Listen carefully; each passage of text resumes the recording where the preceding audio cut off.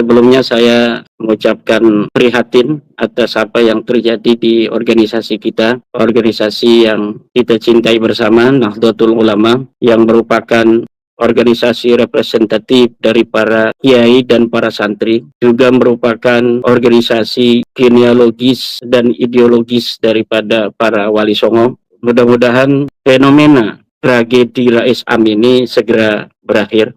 Saya sebut ini sebuah tragedi dan kita sebut saja tragedi Rais Am sebagaimana genre dari drama Yunani, bahwa tragedi adalah kisah tentang kesusahan, kisah tentang sebuah kegagalan, kisah tentang sebuah kehancuran yang diakibatkan oleh kesalahan diri sendiri, oleh takdir, oleh orang lain, atau oleh jebakan musuh. Kita berharap bahwa apa yang terjadi di tubuh pengurus besar Nahdlatul Ulama akan bermuara kepada kemaslahatan. Tentang bagaimana pandangan saya tentang surat dari rapat Suriah yang ditandatangani oleh Rais Am yang meminta kepada Gus Yahya sebagai ketua umum untuk mundur dalam 3 hari atau dimundurkan. Kita sebut saja sebagai sebuah surat ancaman Rais Am untuk Ketua Umum PBNU Gus Yahya. Kita bisa mengatakan bahwa surat itu adalah sebuah produk hukum. Surat Rais Am yang berupa ancaman pemecatan untuk Ketua Umum PBNU Gus Yahya adalah sebuah produk hukum yang produk hukum itu memiliki takaran-takaran untuk dinilai apakah dia sahih ataukah tidak sebagai sebuah produk hukum yang memiliki implikasi terhadap hukum lainnya. Saya tidak tahu, belum mengkaji secara dalam anggaran dasar dan anggaran rumah tangga, pasal berapa, poin berapa yang bisa dijadikan iliyah, kepantasan menjadi alat dari produk surat Suriah tersebut. Tetapi dari sisi usul fikih, kita bisa menakar apakah sebuah produk hukum yang diproduksi oleh Suriah itu memenuhi syarat kesahihan atau tidak. Di dalam usul fikih kita mengenal adanya sebuah kaidah, al-hukmu yaduru ma'a illatihi wujudan wa adaman, bahwa hukum itu berjalan berdasarkan ilatnya, adanya ilat atau tidak adanya ilat. Idza wujidatil illatu wujidal hukmu wa idza intafatil illatu intafal hukmu. Apabila ilatnya itu ada, maka hukum ada. Kalau ilatnya tidak ada, maka hukum itu tidak ada. Adanya ilat kemudian berimplikasi terhadap adanya hukum itu disebut dalam usul fikih dengan ittirad. Apabila ada hukum tidak ada ilat, itu disebut dengan adamul ittirad. Kalau ada ilat tapi tidak ada hukum, itu disebut dengan takhalluful hukmi anil illah. Seperti adanya ilat bahwa Ba'alawi bukan cucu Nabi, adanya sebuah pernyataan-pernyataan yang keluar dari ajaran-ajaran Ahlussunnah wal Jamaah Nahdliyah yang dinarasikan oleh beberapa oknum Ba'alawi, kemudian tidak bisa disikapi, dihukumi oleh pengurus besar Nahdlatul Ulama. Itu namanya takhalluful hukmi anil illah. Sudah ada ilat tapi tidak berani untuk menetapkan. Nah, saya kira produk hukum dari Rais Am atau Suriah ini bisa ditakar dari itu. Apakah dia memiliki iliyah, dasar yang menjadi indikator kesahihan dari produk hukum itu ataukah tidak. Kalau kita lihat misalnya dalam poin pertama, dari kesimpulan risalah rapat itu bahwa produk surat Suriah itu dikeluarkan berdasarkan alasan satu, karena Gus Yahya mengundang seorang pro-Zionis yang bernama Peter Borjwijk gitu ya, dari Australia, yang diindikasikan sebagai orang atau tokoh pro-Zionis. Dan dengan itu maka disebutkan di dalam risalah Suriah itu bahwa Gus Yahya telah melanggar ajaran Ahlussunnah wal Jamaah dengan beliau mengundang tokoh yang pro-Zionis itu. Nah, dari yang poin pertama ini kita bisa takar kesahihan dari narasi surat itu. Apa betul orang yang pro-Zionis itu bisa dikatakan langsung sebagai seorang Zionis? Ataukah orang yang disebut Zionis harus orang yang terdaftar menjadi aktivis Zionis? Kalau orang yang dikatakan sebagai orang yang pro-Zionis dalam pemikiran, kemudian disebutkan dia sebagai Zionis, berarti orang yang pro terhadap pemikiran dan cara dakwah, cara gerakan FPI misalnya, itu juga sebagai orang FPI. dan kemudian kita bisa katakan dia melanggar ajaran Ahlussunnah wal Jamaah karena gerakan FPI sebagai organisasi terlarang itu tidak sejalan misalnya dengan ajaran Ahlussunnah wal Jamaah An-Nahdiyah. Berarti jika orang yang pro-Zionis kemudian dengan mengundangnya mengakibatkan Gus Yahya dituduh sebagai orang yang melanggar ajaran Ahlussunnah wal Jamaah, maka orang yang pro FPI pun sama melanggar ajaran Ahlussunnah wal Jamaah Nahdiyah. Karena ajaran-ajaran FPI diametral dengan ajaran-ajaran Ahlussunnah wal Jamaah Nahdiyah yang dipegang oleh Nahdlatul Ulama. Kesimpulannya berarti seorang yang pro FPI pun seperti di dalam jejak digital OSAM itu juga bisa diimpeach karena melanggar poin pertama seperti yang terdapat di dalam surat yang diberikan untuk Gus Yahya itu. Karena betul-betul telah melanggar anggaran atau ajaran Ahlussunnah wal Jamaah, di mana gerakan FPI tidak sama dengan gerakan Ahlussunnah wal Jamaah Nahdiyah yang dipegang oleh Nahdlatul Ulama yang bersifat toleran, tasamuh, tawazun, dan adalah. Nah, berarti poin-poin semacam itu perlu untuk dipikirkan oleh Suriah. Poin itu nanti akan bisa menjadi alat juga untuk banyak orang bisa dipecat karena dianggap melanggar ajaran Ahlussunnah wal Jamaah Nahdiyah. Misalnya, dalam ajaran Ahlussunnah wal Jamaah Nahdiyah, kecintaan terhadap ahli bait dan keturunannya adalah merupakan satu hal yang tidak bisa dipisahkan dari ajaran Ahlussunnah wal Jamaah An-Nahdiyah. Kemudian, cara kita mencintai ahli bait dan keturunannya adalah dengan cara menjaga nasabnya agar tidak masuk kepadanya orang-orang yang bukan keturunan ahli bait. Ketika ajaran Ahlussunnah wal Jamaah menganjurkan, bahkan sebagian ada yang mewajibkan kita untuk mencintai ahli bait dan keturunannya dengan cara menjaga nasab ahli bait dan keturunannya, jangan sampai ada yang masuk ke dalamnya orang-orang yang bukan keturunan ahli bait, keturunan Nabi, mengaku sebagai keturunan ahli bait. Nah, sedangkan ada beberapa yang anggota atau pengurus PBNU menerjemahkan dukungan mereka terhadap Balawi yang sudah nyata, final, bukan sebagai keturunan Nabi, tetapi mereka masih mengaku keturunan Nabi. Berarti orang-orang yang mendukung Ba'lawi sebagai keturunan Nabi, padahal Ba'lawi ini bukan keturunan Nabi, adalah orang yang melanggar ajaran Ahlussunnah wal Jamaah. Karena ajaran Ahlussunnah wal Jamaah harus mencintai ahli bait yang asli dan keturunan ahli bait yang asli dengan cara menjaga nasab mereka, jangan sampai masuk ke dalamnya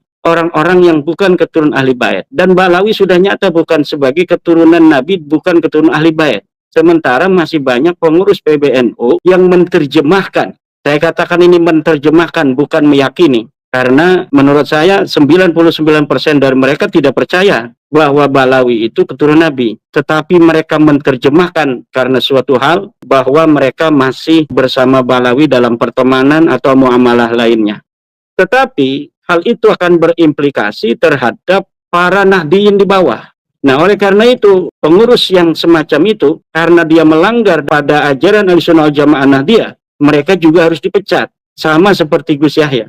Orang-orang yang mendukung Ba'lawi itu harus dipecat. Karena berarti mereka tidak mencintai ahli bait Nabi yang asli. Karena ahli bait Nabi yang asli tes DNA sudah dilaksanakan, dan hasil dari tes DNA mereka, haplogrupnya harus J1. Harus memiliki subklat daripada keturunan Quraisy, JL859. Harus memiliki subklat sebagai keturunan Sayyidina Ali, JFGC 10500. Harus memiliki subklat keturunan Sayyidina Husain, JFGC 30416. Jika orang yang mengaku keturunan daripada Sayyidina Husain tidak memiliki JFGC 30416, tidak memiliki subklat darah dari orang-orang Quraisy, JL859, tidak memiliki haplogrup orang Arab, di mana haplogrup orang Arab itu adalah J, maka orang-orang semacam ini tidak pantas untuk dihusnudzoni sebagai keturunan Nabi. Lalu bagaimana ada masih pengurus PBNU menerjemahkan bahwa mereka masih mendukung para Ba'lawi ini dalam klaim mereka? Nah, ini melanggar ajaran Ahlussunnah wal Jamaah An-Nahdiyah. Apakah mereka juga harus dipecat semua?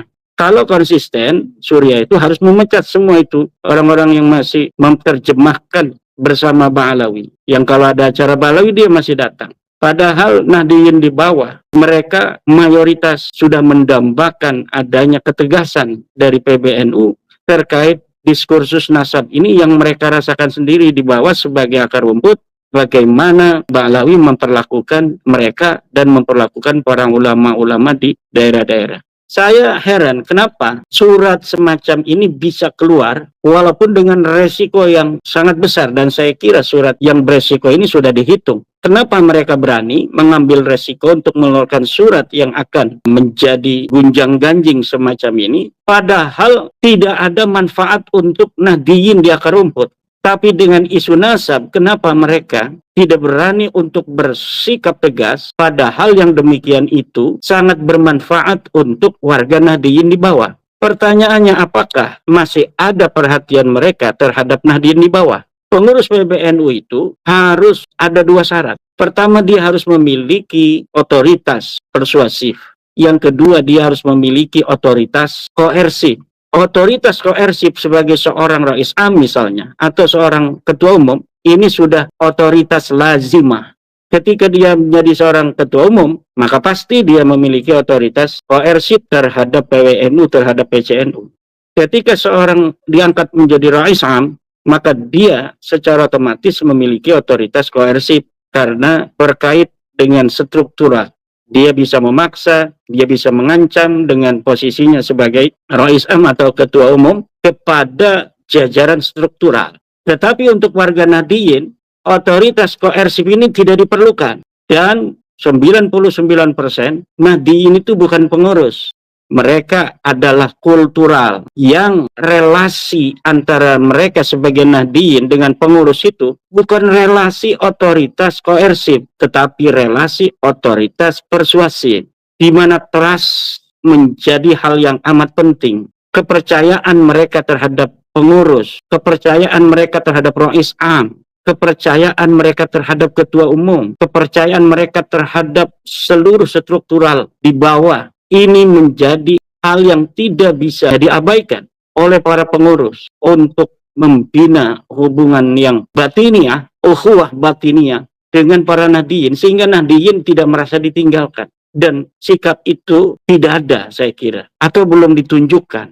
Sehingga keputusan yang sangat beresiko semacam ini bahkan bisa membawa terpecahnya Nahdlatul Ulama, berani mereka keluarkan.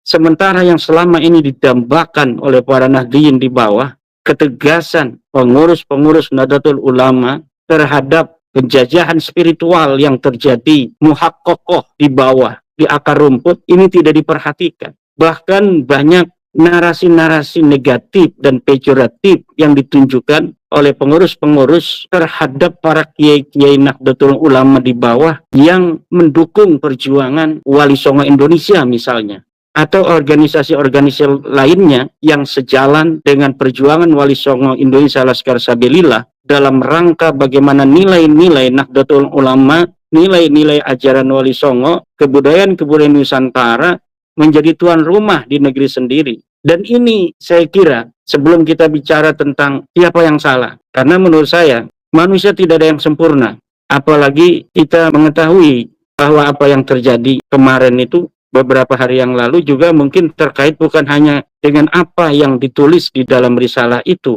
Sayup-sayup kita dengar misalnya ada isu-isu tentang tambang dan lain sebagainya yang menyertai Iliyah sampai bisa keluarnya surat Rais Am untuk Gus Yahya itu.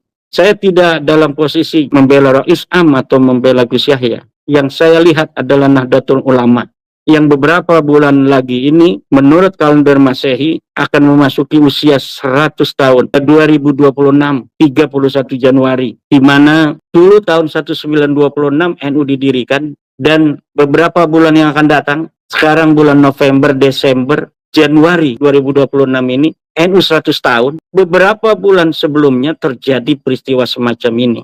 Ini tentu yang bagi kita orang-orang yang Nahdlatul Ulama itu bukan hanya sebagai organisasi, tetapi adalah sebagai kehidupan, nafas, way of life, cita-cita, dan semuanya. Kita walaupun berbeda pendapat dengan pengurus dalam beberapa hal, tetapi nilai yang kita usung sama. Mudah-mudahan mereka juga mempunyai retak hati yang sama, yaitu adalah Nahdlatul Ulama tetap jaya. Nahdlatul Ulama tetap bisa menjadi rumah bagi umat Islam Indonesia mayoritas yang memiliki akar pesantren, akar ajaran Wali Songo, ajaran yang rahmatan lil alamin, ajaran yang toleransi, ajaran yang mencintai agama tetapi tidak mengurangi cintanya terhadap bangsa dan negara. Dan ini adalah ajaran-ajaran yang harus dijaga. Memang ada persimpangan jalan dari para aktivis Nahdlatul Ulama antara tetap berjalan dalam nilai ansi atau akomodatif terhadap politik misalnya. Ini selalu ada dan itu ijtihad-ijtihad temporal dari para ulama-ulama kita. Dan itu hal-hal biasa. Bahkan terkadang akomodatif terhadap politik itu sangat penting ketika misalnya Nahdlatul Ulama dalam kepengurusan Gus Yahya ini dengan Kiai Miftah yang memiliki hubungan yang tidak baik dengan PKB, ini sudah kita rasakan kerugian-kerugian sebagai NU sebagai organisasi, juga Nahdiyin sebagai warga Nahdlatul Ulama. Ada kerugian-kerugian. Kenapa? Karena yang seharusnya PKB yang mendeklarasikan diri sebagai perpanjangan penyambung lidah politik warga Nahdiyin yang seharusnya disambut dengan tangan terbuka oleh pengurus Nahdlatul Ulama hari ini, tapi kita lihat sendiri bahwa ada upaya menyamakan seluruh partai politik di Indonesia ini, relasinya dengan PBNU disamakan. Nggak bisa. Gus Yahya beralasan bahwa NU itu katanya warganya hampir 130 juta. Tapi yang di PKB hanya beberapa persen. Sisanya itu katanya ada di Golkar, ada di PDI, dan di partai lainnya. Kalau kita hanya menjadikan PKB sebagai perpanjangan politik warga Nahdiyin, maka berarti kita mengabaikan Nahdiyin lainnya. Itu cara berpikir yang salah dan merugikan sekali. Kalau partai lain itu dapat merayu orang-orang NU untuk mencoblos partai mereka, itu hal-hal yang tidak berbasis ideologis. Itu hanya transaksi politik sementara. Dan di dalam cita-cita politik mereka, maksud saya partai-partai selain PKB itu, tidak ada cita-cita politik kesantrian, tidak ada cita-cita politik ke-NU-an. Walaupun misalnya 50% pemilih mereka orang NU, mereka merasa bahwa tidak punya hutang terhadap warga NU karena sudah ada transaksi yang langsung dibayar ketika mereka ingin warga NU memilih mereka. Tetapi di PKB beda, orang yang memilih PKB itu ada ideologis yang diperjuangkan. Dan PKB yang mendeklarasikan sebagai partai daripada Nahdlatul Ulama, tentu yang diperjuangkan dia di parlemen adalah tentang kepentingan-kepentingan Nahdlatul Ulama. Lalu bagaimana partai yang memperjuangkan kepentingan Nahdlatul Ulama malah diabaikan oleh Gus Yahya dan pengurus PBNU lainnya? Ini cara berpikir yang saya kira ini teguran dari Allah untuk Gus Yahya bahwa Anda salah selama ini. Anda harus memperbaiki cara berpikir yang merugikan Nahdlatul Ulama dan warga NU seperti itu. Juga misalnya juga tentang persyaratan seorang pengurus harus telah mengikuti kaderisasi 2 hari 3 hari. Kemudian dibuktikan dengan sertifikat. Siapa yang punya sertifikat dia berhak untuk menjadi pengurus, siapa yang tidak. Ini akan menjadikan NU dikuasai orang asing yang bukan putra-putri Nahdlatul Ulama, akan dikuasai oleh orang-orang karbitan yang mudah masuk ke NU hanya dengan ikut pelatihan PKM NU atau AKNU selama 5 hari atau beberapa hari saja. Dia sah sebagai orang NU dan sah untuk menjadi pengurus NU karena dia sudah mengikuti PKM NU atau AKNU. Sementara basis Nahdlatul Ulama yang ada di pesantren, yang sebenarnya Nahdlatul Ulama itu adalah pesantren itu sendiri. Tidak ada Nahdlatul Ulama tanpa pesantren dan tanpa kiai-kiai pesantren, tanpa santri. Hak-hak mereka untuk menjadi pengurus terabaikan. Hanya karena aturan administratif bahwa seorang pengurus harus mengikuti pelatihan 3 hari, 4 hari. Sementara Gus-Gus dan Ning-Ning yang ada di pondok-pondok pesantren, yang tidak bisa meninggalkan santrinya, tidak mengikuti AKNU, tidak mengikuti PKMNU, dia tidak berhak untuk menjadi pengurus. Nanti PBNU akan dikuasai oleh pengurus-pengurus yang bukan orang-orang pesantren yang tidak memiliki basis ideologis Nahdlatul Ulama. Dan ini akan sama saja, program ini menggadaikan Nahdlatul Ulama kepada orang-orang yang bukan Nahdlatul Ulama untuk menguasai Nahdlatul Ulama. Dan saya kira ini teguran juga untuk pengurus sekarang agar program semacam itu boleh dilaksanakan. Kaderisasi harus seperti zaman Kiai Said Agil Siraj yang luar biasa, semarak di bawah, Bansar mengadakan diklat-sar di kampung-kampung itu semarak waktu dulu. Sekarang tidak ada kesemarakan itu. Di kampung-kampung Bansar-Bansar kita melempem, tidak seperti zaman Gus Yakut dengan Kiai Said Agil Siraj sebagai ketua PBNU. Kenapa? Sekarang banyakkan konsep sport ke langit tapi ke bawah. Dia tidak mengerti apa yang terjadi di bawah akar rumput Nahdlatul Ulama. Bicara tentang peradaban dunia, peradaban NU acak-acakan, peradaban Rembang, peradaban Blitar di sana, di pojok-pojok Banyuwangi, nggak diurusin. Bicara hal-hal tinggi, tetapi tugas ke-NU-an itu sendiri sebagai pengurus diabaikan. Tugas pengurus sekarang, siapapun nanti yang menang nih, antara Gus Yahya dan Kiai Miftah, biarin aja Kiai Ubed. Kalau Kiai Ubed, saya nonton Kiai Ubed, kadang-kadang saya nangis juga, karena saking cintanya kepada Nahdlatul Ulama, kadang ada kata-kata yang agak marah dan lain sebagainya, wajar. Saya pun ini kalau tidak saya ingat-ingat terus agar saya tidak terlalu terbawa perasaan, saya mungkin bisa menangis, tapi saya tidak mau. Karena apa? Karena Nahdlatul Ulama hari ini memerlukan kekuatan, keteguhan, dan saya lihat tadi cucu daripada Mbah Hasyim Asy'ari, Gus Kikin, dengan begitu elegan, dengan begitu beradab dan berakhlakul karimah yang tinggi datang ke Gus Mus.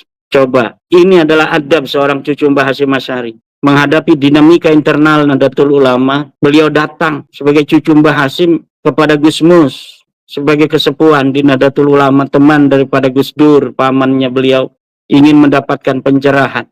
Apakah itu yang mengeluarkan surat risalah itu juga datang kepada Gus Mus sebelum menandatangani? Atau ber-SMS kepada Gus Mus sebagai mustasar? Ataukah dia menelpon dulu? Ini bagaimana Gus Mus? Ini adalah masalah-masalah yang kami tuduhkan. Kita akan memecat ponakanmu. Boleh atau tidak? Atau bagaimana pandanganmu? Apa dilakukan atau tidak itu? Adab-adab ke-NU-an semacam itu? Saya kira tidak hal-hal semacam itu. Apa jawaban Gus Mus ketika cucu Mbah Hasyim datang ke Rembang tadi? Jangan terlalu mengkhawatirkan NU. NU ada yang jaga. NU dijaga Allah.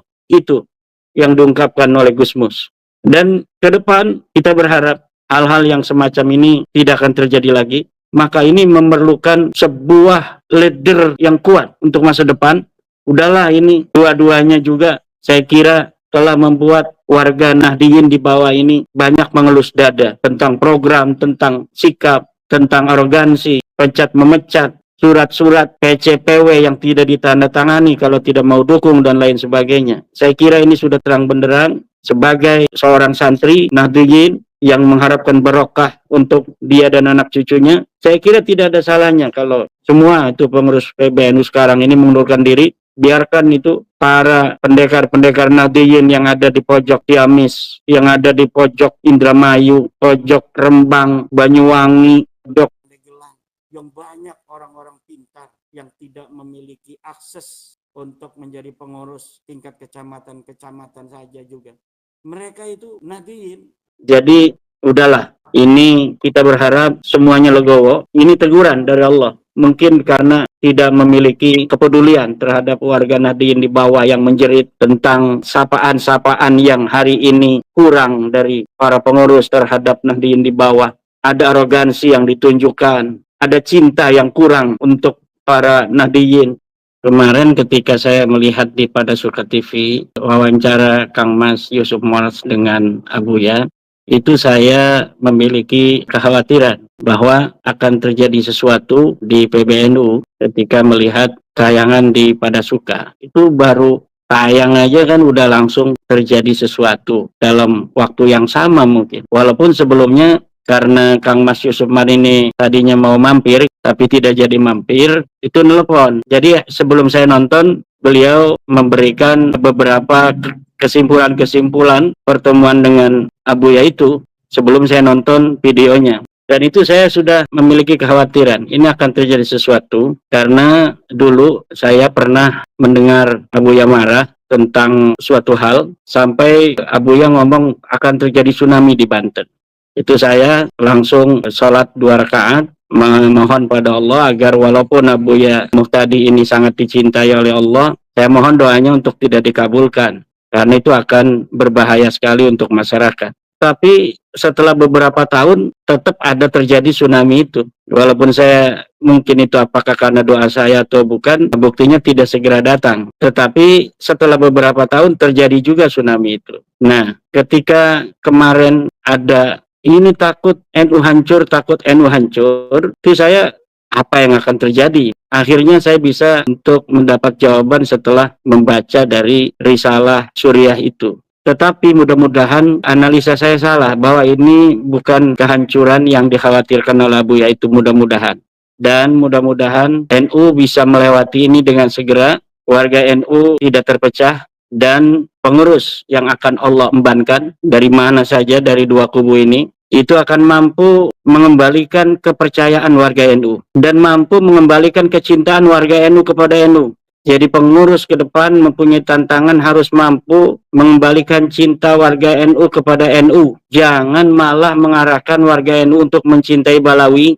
Sementara di majlis-majlis Balawi, mereka Balawi menggiring jamaah NU yang ikut pengajian mereka, majlis mereka untuk menjauhi pengurus-pengurus dan tokoh-tokoh NU. Ini sebuah kompetisi yang tidak seimbang. Sementara husnudzon, madhab yang diemban oleh PBNU kepada Balawi tetap menggiring Nahdiyin yang masih belum sadar itu untuk mencintai Balawi misalnya, menghormati, walaupun sekarang pakai kaid, menghormati yang alim gitu. Kalau dulu semua, sekarang pengurus PB itu ngomong yang alim dihormati. Sementara di majlis-majlis Balawi itu, kalau sekarang memang agak kurang frekuensinya, tidak seperti dulu. Kalau dulu itu orang NU kiainya mengarahkan mencintai Balawi, tapi di majlis Balawi yang dibicarakan kejelekan daripada pengurus-pengurus PBNU, Kiai Said Agil, Gus Yakut, dan lain sebagainya. Dan ini saya kira sekaranglah momentumnya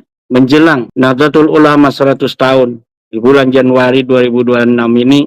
Ayo kita bermuhasabah, pengurus-pengurus PBNU. Yang lalu biar berlalu, faqad madha ma madha. Masa depan masih milik kita. Jangan biarkan para pendiri-pendiri Nahdlatul Ulama bersedih.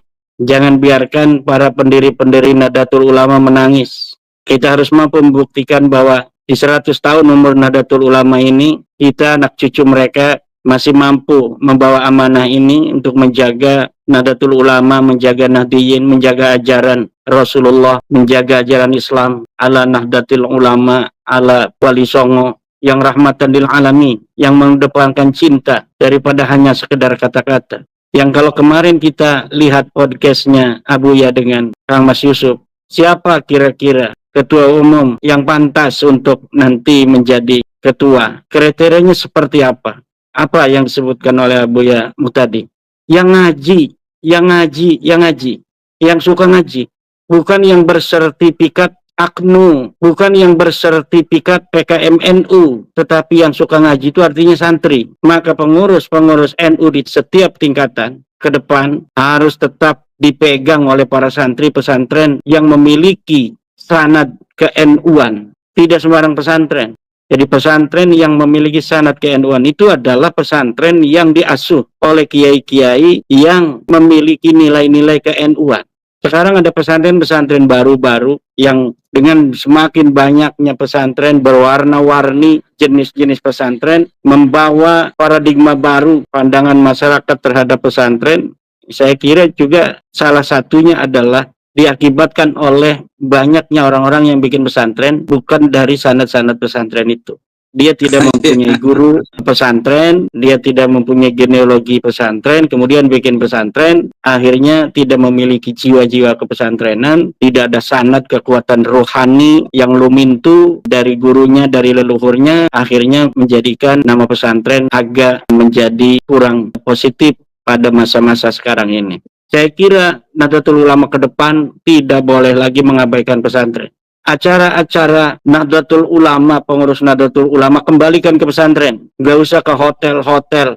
Kita punya rumah yang indah, pondok pesantren. Tidak usah seperti partai politik mencari tempat yang bagus. tempat yang nyaman, mahal, uangnya dari mana, taunya dapat korupsi. Dan ini kita kembali ke pesantren, bagaimana basis utama Nahdlatul Ulama adalah pondok pesantren. Dan relasi pengurus besar Nahdlatul Ulama dengan Nahdliyin harus dijadikan seperti Gus Dur, seperti Kiai Said Agil Siraj, seperti dulu. Kiai Said Agil Siraj datang ke ranting-ranting, acara ranting datang kalau panitia ngundang, dia nggak usah tanya-tanya ke PWNU. Ranting datang, ada waktu datang ceramah. Gus Dur, saya pernah ke pojok-pojok Banyuwangi itu, di hutan-hutan. Kemudian apa kata kiai yang ada di hutan Banyuwangi itu? Gus Dur pernah datang sowan ke bapak saya dulu, katanya. Padahal bapaknya bukan kiai yang jumlah santrinya puluhan ribu, tidak. Pesantren-pesantren biasa. Tapi Gus Dur ketika dia jadi ketua datang ke pelosok-pelosok itu. Itulah yang dirindukan oleh warga Nahdlatul Ulama. Bukan bicara hal-hal besar, hal-hal tinggi yang bukan pada tugasnya. Bicara tentang peradaban dunia, bicara tentang Israel, bicara tentang Palestina. Sementara warga Nahdliyin yang memerlukan sentuhan tidak dipikirkan. Merawat jagat segala macam. Udah nggak usah jagat-jagat, itu punya PBB. Biarkan PBB yang ngurus jagat. Indonesia Prabowo yang ngurus. PBNU itu tugas utamanya ngurus warga NU. Siapa warga NU? Bukan yang punya Kartanu, yang merasa dirinya bagian daripada Nahdlatul Ulama dalam jiwanya. Dia nggak pernah mendapatkan beras atas nama NU, enggak. Tidak seperti partai politik yang bisa memberikan sesuatu terhadap konstituen, tidak.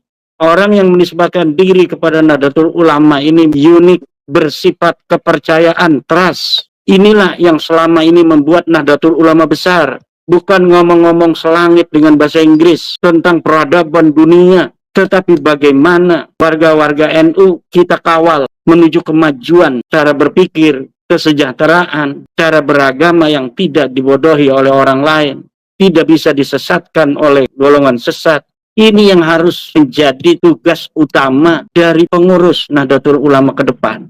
Mengarus utamakan kembali pandangan perhatian terhadap warga NU. Bukan tentang bagaimana cara mendamaikan Israel Palestina. Udah nggak usah muluk-muluk. NU pengen mendamaikan Israel Palestina.